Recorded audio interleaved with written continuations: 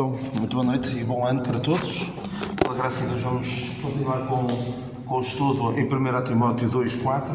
Vamos agora estar em 1 Timóteo, nem em 1 Timóteo 2, mas em 1 Timóteo 2,4. E como estamos um pouco atrasados, vamos ler só aqui este versículo. Vamos ler a parte final do versículo 3, que diz: isto é bom e agradável diante de Deus, nosso Salvador, que quer que todos os homens se salvem e venham ao conhecimento da verdade. Há um só Deus e um só mediador entre Deus e os homens, Jesus Cristo, o homem. E vamos ficar por aqui na leitura da Palavra de Deus. E há muito que nós podemos falar sobre este versículo 4. Exatamente. E vamos então relembrar só aqui muito rápido, muito sucintamente, algumas coisas que nós consideramos na semana passada, que de facto mostram que Deus quer que todos os homens se salvem. Esta passagem, a graça de Deus se há manifestado trazendo salvação a todos os homens, reforça aquilo todos. O Senhor, isto em Tito 2,11, o Senhor é longânimo para connosco, não querendo que alguns se percam, senão que todos venham a arrepender-se. Deus amou o mundo e Deus não tem prazer na morte do ímpio, mas em que o ímpio se converte. Nós temos visto isto e tínhamos falado que esta é a verdade mais fundamental da vontade de Deus, porque a partir desta vontade de Deus, que todos os homens se salvem, tudo o resto resulta, porque de pouco serve alguém ser muito boa pessoa, do ponto de vista, nós consideramos uma boa pessoa do ponto de vista humano, que do ponto de vista de Deus não existem. Porquê? Não há um bom nem um só, não há um justo nem sequer. Portanto, não há pessoas boas. Mas o ser uma pessoa boa que procura fazer bem aos outros, torna a pessoa de mais fácil convivência. É mais agradável viver com pessoas que procuram não defraudar o próximo, procuram fazer aos outros aquilo que gostariam que fizessem a elas. Isso é bom. Mas se a pessoa não está salva, não entrou na vontade de Deus, naquilo que é mais importante para Deus. Mas sendo esta a verdade mais fundamental sobre a vontade de Deus, quão alinhados estamos nós com ela? Isto eu não tinha mostrado na semana passada, mas resultou da nossa conversa na semana passada. Porque na semana passada deixei-vos falar um pouquinho mais. Reparem nesta passagem de 1 Timóteo 4. Conjuro, pois, diante de Deus e do Senhor Jesus Cristo, que há de julgar os vivos e os mortos, na sua vinda e no seu reino, que pregues a palavra, instes a tempo e fora de tempo, redarguas, repreendas, exortes com toda a longanimidade e doutrina. Isto fala-nos de procurarmos aproveitar as oportunidades, e aqui o fora de tempo, alguns se calhar pegam nesta expressão. Eu não estudei esta passagem assim a fundo ainda, mas alguns se calhar pegam nesta passagem e dizem: mesmo que seja fora de contexto, temos gente a utilizar, nem seja a forçar. E se calhar escudam-se nesta passagem. Mas devemos ser sábios na forma como aproveitamos as oportunidades, como vimos na semana passada, que por vezes há pessoas que se fecham e não querem mais nada, não querem ouvir, mas há uma maneira como nós podemos pregar, que é pelas nossas ações, não tanto pelas nossas palavras, mas devemos complementar com as ações, porque quando alguém não quer ouvir mais, pode sempre ver. E é importante, ainda nesta passagem de 1 Timóteo, há de julgar os vivos e os mortos. Ou seja, é a urgência de que as pessoas se convertam. É algo que nos constrange, é algo que nos deixa incomodados. E eu digo isto com alguma pena, se calhar por vezes já me acomodei, já me acostumei à ideia de que alguns dos meus familiares vão partir perdidos. E se calhar pouco faço para evitar isso. Se calhar já dou de barato, olha, eu gostaria que eles se convertessem, mas se calhar às vezes pode gerar aqui alguma situação desagradável a conversar com eles, a tentar estar com eles, mas mais desagradável do que isso, do que uma conversa que possa ser um pouco desconfortável, um pouco desagradável, é passar uma eternidade longe de Deus. E também aqui, sabendo o temor que se deve ao Senhor, persuadimos os homens à fé. E outra passagem de Coríntios, somos embaixadores de parte de Cristo, como se Deus por nós rogasse. Eu não estou bem certo, mas penso que a ideia desta frase seguinte é como se fôssemos nós a dizer: rogamos, pois, da parte de Cristo, vos reconcilieis com Deus. Ou seja, deve ser esta a mensagem que nós devemos procurar passar aos outros. Rogamos, pois, da parte de Cristo, que vos reconcilieis com Deus. Que Deus nos ajude a aproveitar e criar oportunidades, e há alguns irmãos nossos que nós conhecemos que são exímios, e alguns já partiram, que, como disse não sei se foi o Pedro na semana passada, que o irmão António Oliveira, foi Pedro, chegava à beira do sogro dele e do nada já estava a evangelizar. E ele criava, é como um mosquito que não procura uma abertura, cria a própria abertura. Podem surgir situações desconfortáveis ou desagradáveis, mas, como disse há bocadinho, nenhuma delas será comparável com uma eternidade longe de Deus. E que Deus nos dê este peso, esta responsabilidade de percebermos o quão importante. Não é só importante, não é só porque, de facto, quem conhece a Deus nesta vida tem outra perspectiva da vida, vive melhor, mas não é só isso. Não é só porque nós sabemos que é melhor ser, estando neste mundo, apesar de todas as adversidades, é melhor ser crente do que descrente. Mas não é só isso. É a eternidade. Vamos pensar também na questão da eternidade. Não só no aqui e no agora. Olha, era bom que ele se convertesse porque, de facto, tinha uma vida melhor do ponto de vista de temor a Deus, de respeitar os princípios de Deus. Mas é muito mais do que isso. É uma eternidade longe de Deus para aqueles que não creem. Querem dizer alguma coisa? Seja à vontade. Não quero avançar sem nos dar a oportunidade de dizer algo.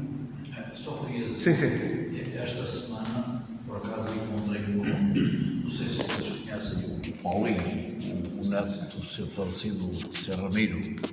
Conheceste? Penso. Paulinho costumava vir aqui. Sim. Conheço, sim. E aproveitei para falar com ele, e ele disse: esta última semana eu deitei-me às 2, 3 horas da manhã, e eu disse: o que andaste a fazer até essa hora? É trabalhar, porque eu faz de conta que tenho 3 empregos. O principal emprego dele é a Câmara de Alvar. Entretanto, ele pertence à Junta de Freguesia aqui e pertence, como é que se chama aquilo? A Cerce. Eu disse: vais ter que parar alguma coisa. Tu andaste tantos anos a aprender e parece que te esqueceste depressa. Os pais costumam vir. E a política. Costumam sentar-se ali atrás, certo. É só para situar, sim. A política está-te a levar para um sítio que se calhar vais deixar de ter controle. E ele disse: não é bem a política, porque no que eu estou a fazer nem... É mais social. Quero acreditar que é mais a parte social. Mas a Junta de Freguesia não é social. Mas na ideia dele. Os teus filhos estão a crescer sem orientação nenhuma. Sim. Isso é uma a não ser que tu lhes estejas em casa a dar uma boa orientação. Não, por acaso não estou, eu tenho que deixar alguma coisa, porque isto de facto, mas não acho que não vai mudar. Não é? Pois, é triste. Mas porque alguém que tem conhecimento do Evangelho, e ele tem muita responsabilidade. O maior campo missionário que os pais têm, aqueles que são pais, é com os filhos. Porque, como dizia um irmão nosso, o meu maior ministério é com a minha mulher e com os meus filhos. Porque se eu falhar aí, de que adianta um grande ministério fora? Se vai com a minha mulher e com os meus filhos. E aí há pessoas que eu depois penso assim: como é que eu posso conceber uma situação dessas?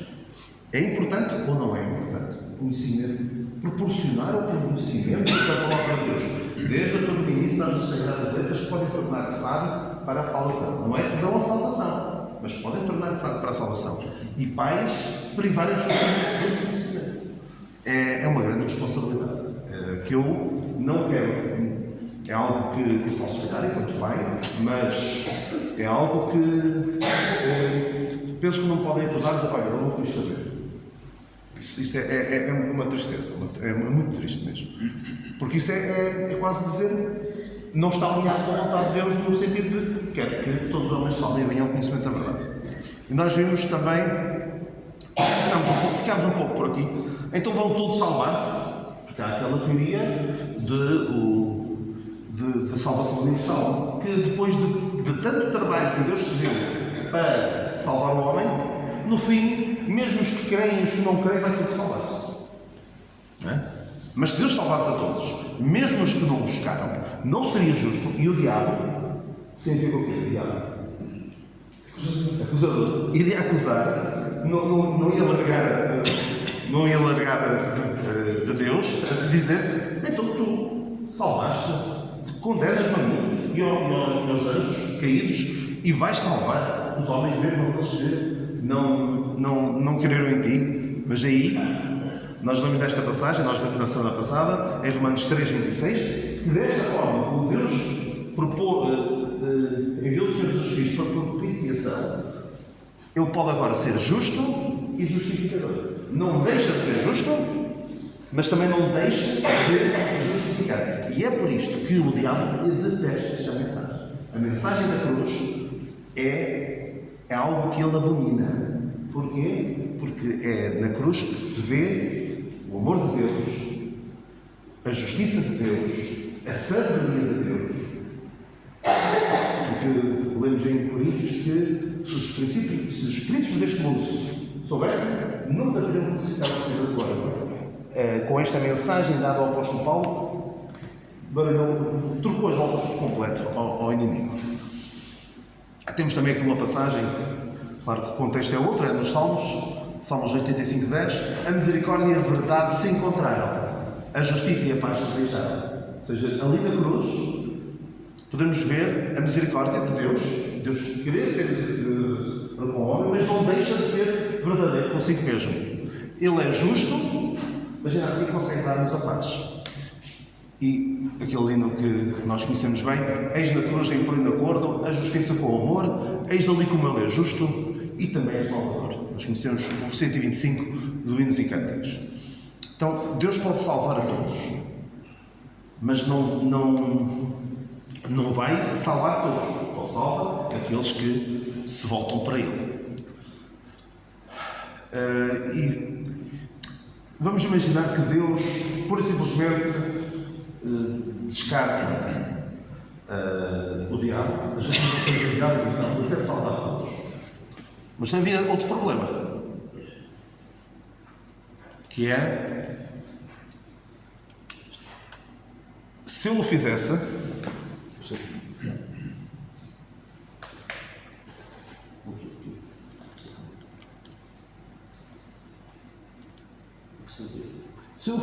o que é que estaria a fazer? Estaria a forçar a sua vontade em alguém. E isso não é ser amor. Isso é violar a liberdade e a dignidade do ser humano. Isso é como aqueles homens, normalmente homens, controladores, que gostam tanto de uma mulher que forçam a estar com eles, quer eles sejam ou não. Nem que seja sob a ameaça de matar. Isso não é amor. Iria Deus forçar alguém que nunca o buscou em toda a sua vida a passar a eternidade junto dele? Sabe que isto é salvação ou condenação? Ou seja, vens para aqui e vais ficar toda a eternidade comigo, mesmo que não queiras, porque eu amo-te muito. Isso não seria o céu? O céu e o inferno? Seria amor ou coação? Não faria sentido. E há uma frase famosa do C.S. Lewis, penso que é no livro O Grande Divórcio, penso que é assim que está traduzido para português. Há com outros nomes, não sei se não sabes? Grande Divórcio. No final, haverá dois tipos de pessoas: aqueles que dizem a Deus, seja feita a tua vontade, e aquelas a quem Deus dirá no fim, seja feita a tua vontade. Já que é assim que tu queres, foi assim que tu quiseste durante a tua vida, estar longe de mim, então agora seja feita a tua vontade. E agora vamos. Nós também vimos isto só muito por alto, eu só citei.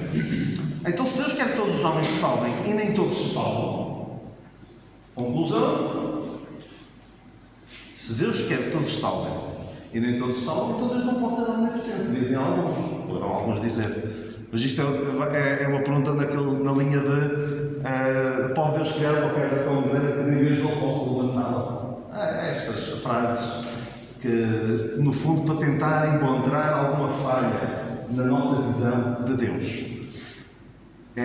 São perguntas que não pretendem ser esclarecidas, ou seja, a pessoa não pretende ser esclarecida, mas sim apanhar Deus em alguma contradição, como os fariseus. Os fariseus estavam sempre à procura de uma situação que pudesse apanhar o Senhor em falso e dizer: afinal, como é? E houve uma, nós mencionámos que foi das mais difíceis, na minha opinião, se era lícito dar o tributo a César ou não. E eu lembro-me há uns anos de uma pergunta que vi alguém fazer, até foi aos Jonas, num debate entre o nosso irmão Jonas e um ateu, que sinceramente deixou-me muito. Eu não sei como responder. Que provavelmente já ouviram a pergunta. Ele fez ali um contexto muito. Eu em vida era professor universitário, que foi num evento do GBU organizado, entre outros, pela nossa Ruth. E então ele comparou a situação. Começou assim, eu vou contar-vos rapidamente. Vocês lembram-se que há uns anos houve um massacre numa ilha na Noruega.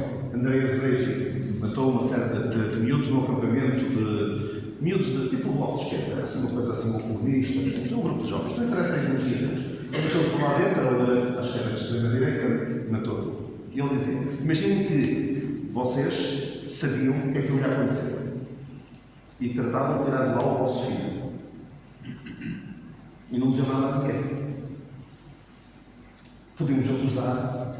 Como é que vocês chamariam alguém que fazia uma coisa dessas? E depois ele compara isto ao quê? Já só ver onde é que já chegar. Então o Senhor tira, manda a José fugir do rebanho e deixa lá os outros todos para serem assassinados. Começou a ficar assim, sei lá, é uma pergunta difícil. Eu não vos vou dizer porque é uma resposta fácil, não é? Mas esse tipo de pergunta, o que é pensar? O que é pensar? É uma pergunta boa para pensar agora no livro de Reis, que está a chegar. Normalmente nós nem paramos muito para pensar nesse tipo de perguntas. Mas há pessoas que passam toda a vida a pensar, deixem-me encontrar uma maneira de mostrar que tudo isto é falso. Porque eu posto, passo a expressão, as fichas todas nisso. Não pretende esclarecimento, mas apanhar isto é falso. E este tipo de pessoas quase não apetece responder. Apetece responder quem és tu, homem, quem és tu, políticos. Deus faz o que quer com as pessoas. E Deus, naquele momento, apenas permitiu que bebés morressem e passou de um estado para o outro. Ele pode fazê-lo. Ele tem o poder, tem de dispor sobre todos os seres vivos. Mas claro que isso não vai convencer ninguém. Claro que os homens têm de dar ali uma resposta que fosse o que se pudesse ser dado ao público. Ao público bastante vasto. Mas é mesmo o graças. Os americanos têm os ingleses têm graças, ou seja, é limite. E também podíamos dar a resposta assim que Deus também permitiu que o seu filho fosse morto. Sim, exatamente. Para a salvação. Claro. Não é salvar. Sim. E ninguém deixa de ter a oportunidade de redenção, portanto, sim. Já como tu dizes, já sempre há pessoas que andam à procura de maneiras de apanhar. para acusar o Senhor que é o culpado, não é? Disto tudo, das guerras e não sei o quê. Se Deus permite, então, porque se Deus for e permite. Exatamente. Deus.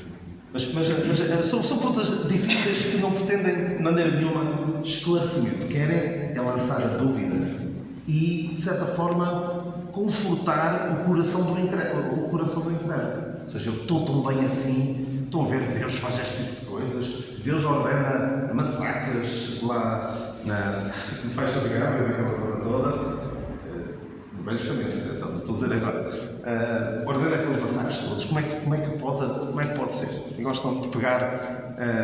E há pessoas que escrevem livros e dedicam a sua vida toda a isso. Ora bem, mas, em relação ao poder de Deus, Deus ser todo poderoso, Deus pode fazer tudo o que quer, quando quer e segundo as regras que Ele mesmo estipula, sair contra o seu caráter. E Deus salvar todos, como nós vimos há um bocadinho, seria ir contra as suas regras.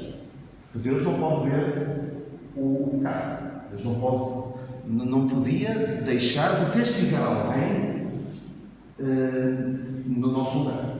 E, de facto, vai também ao encontro do que estávamos a dizer, que Deus proporcionou um meio para sermos salvos. E ninguém pode dizer, Deus não me salvou porque não quis. Também isto agora podemos entrar agora no calvinismo e, sinceramente, não tem grande tempo hoje.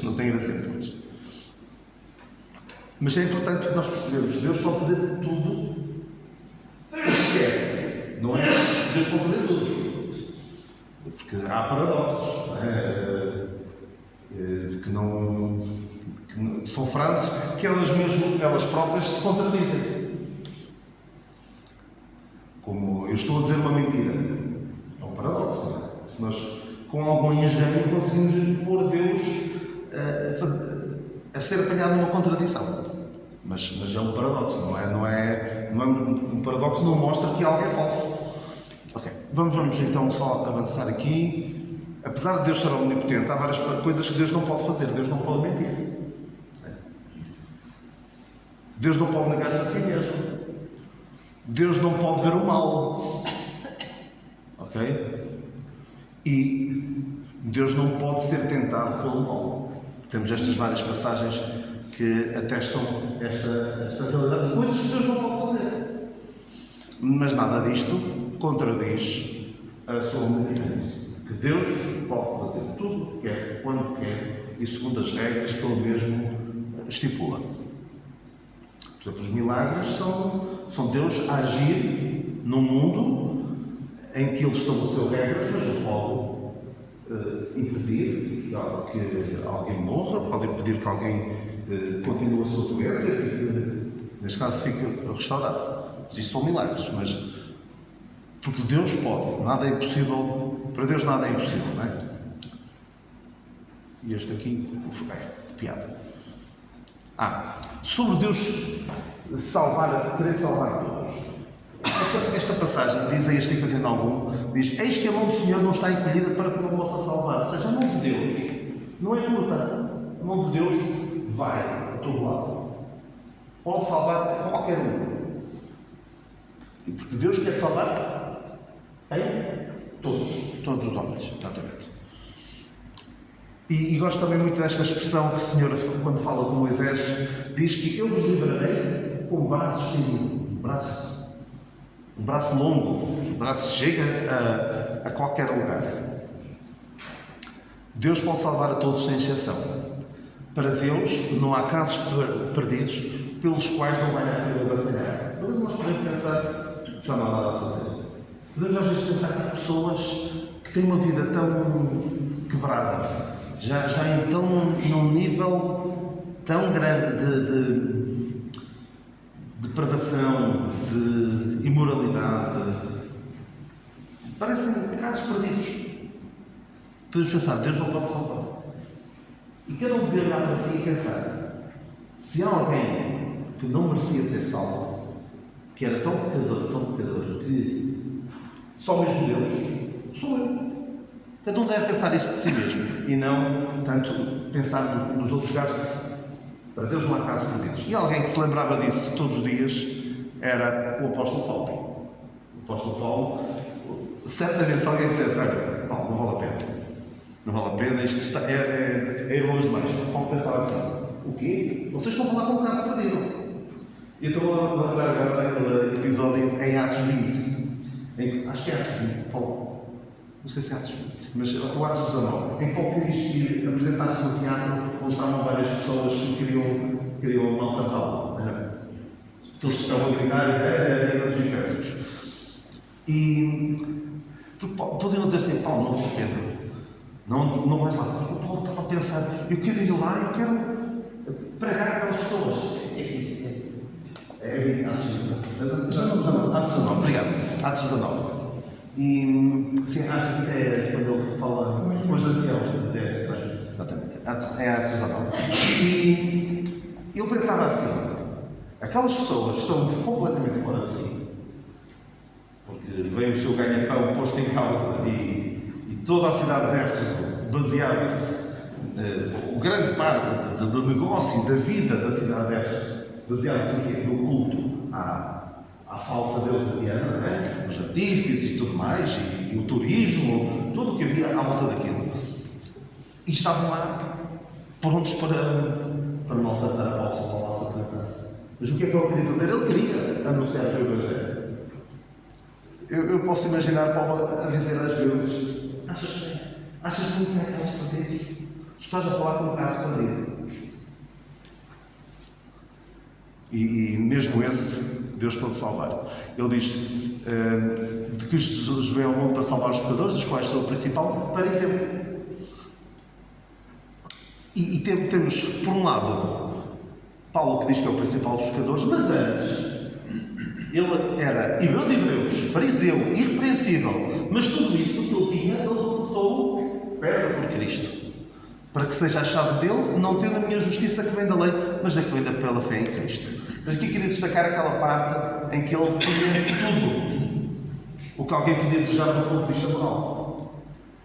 Então nós vemos aqui que Saulo e Paulo, este mesmo homem, mas com quase uma dupla personalidade, por assim dizer, mostra o quê? Que ninguém é tão bom que não precise ser salvo, e ninguém é tão mau que não possa ser salvo. Deus pode salvar a qualquer um. E aquele que acha que é bom demais para ser, que é tão bom que nem precisa da salvação, esse é que Deus não pode salvar mesmo.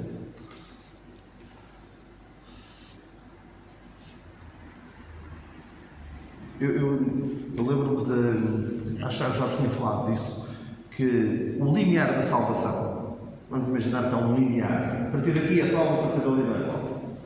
Mesmo o mais destacado, vamos imaginar que o limiar é este nível.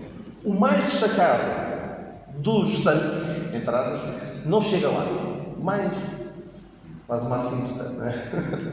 Mas o principal dos pecadores, mesmo o mais modesto dos pecadores, consegue ser salvo. O melhor dos santos, dos dignos, dos respeitados, não pode ser salvo. Saulo não estava salvo.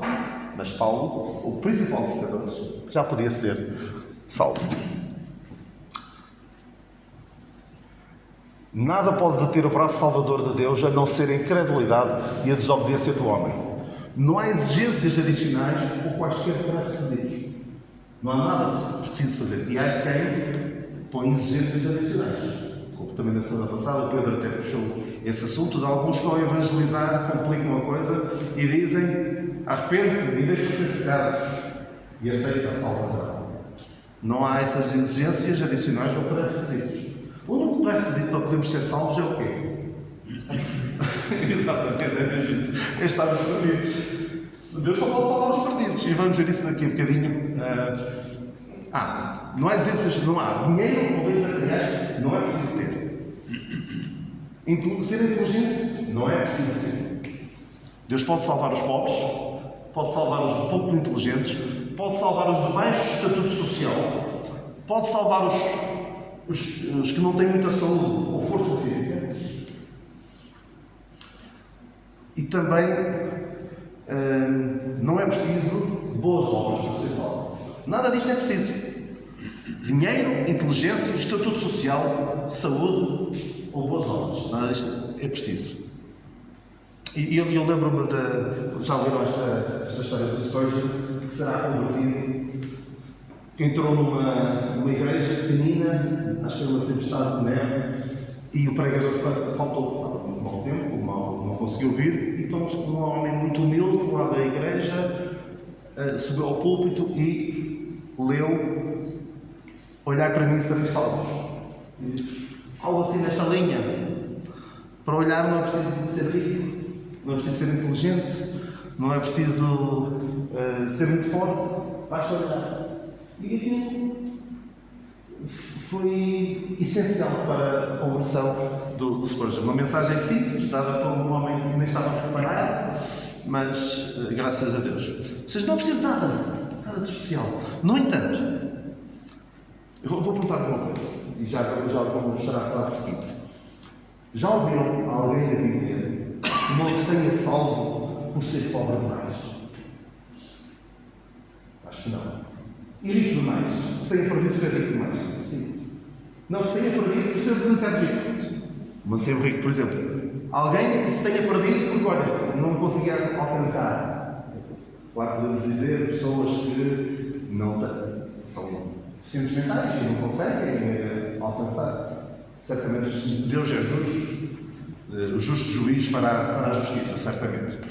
Mas ninguém vai se perder porque não consegue atingir. Mas alguns, como eu acabei de falar do professor universitário, tão inteligente, com o intelecto tão avançado, e no entanto a sua inteligência só lhe dá para dizer não a Deus. O estatuto social. Alguém que se tenha perdido porque, olha, é um pobrezinho. E nós também devemos ser atentos a isso. Se calhar não devemos rejeitar alguém que é pobre. Se calhar deve ser um encargo para a igreja. Não o queremos cá. Isto não deve acontecer. Mas há pessoas, por causa do seu estatuto social, não querem. Eu lembro do meu pai contar que às vezes ao falava do Evangelho a algumas pessoas, e o que é que lhe diziam? O que é que o povo ia dizer? Não é? Se alguém passasse para os Frutos Santos, o que é que o povo ia dizer? E mesmo o meu pai, que era de família de padres, foi um problema. Um problema porque era uma tristeza para aquelas famílias. Alguém que não se tivesse conseguido converter por ter pouca saúde. O problema é que muita gente, enquanto tem saúde, não se lembra de Deus. E as boas obras? As boas obras são, e percebem o que é que eu quero dizer, podem ser um empecilho para que as pessoas se convertam. Não é? Então, na verdade, estas coisas podem ser um entrave para a salvação. Se forem mal canalizadas. As boas obras é uma coisa boa, mas deve ser o fruto e não a raiz da salvação. E vou só passar este último. Sim. Porque acho bastante interessante e acho que é o último. A mensagem da salvação traz boas notícias. Para quem? Para o pecador? Para o ímpio? Para o injusto? Para o fraco? Para o inimigo? Para o perdido? Não há boas notícias para os santos, entre aspas, para os pios, para os justos, para os fortes, para os amigos ou para os que estão muito seguros. A mensagem da salvação é para estas pessoas. Aqui vou só lembrar Cristo do pecador. Cristo morreu por nós, sendo nós ainda pecadores. Abraão creu naquilo que justifica o ímpio. O justo padeceu, Cristo padeceu para nós, o justo pelos justos para levar-nos a Deus.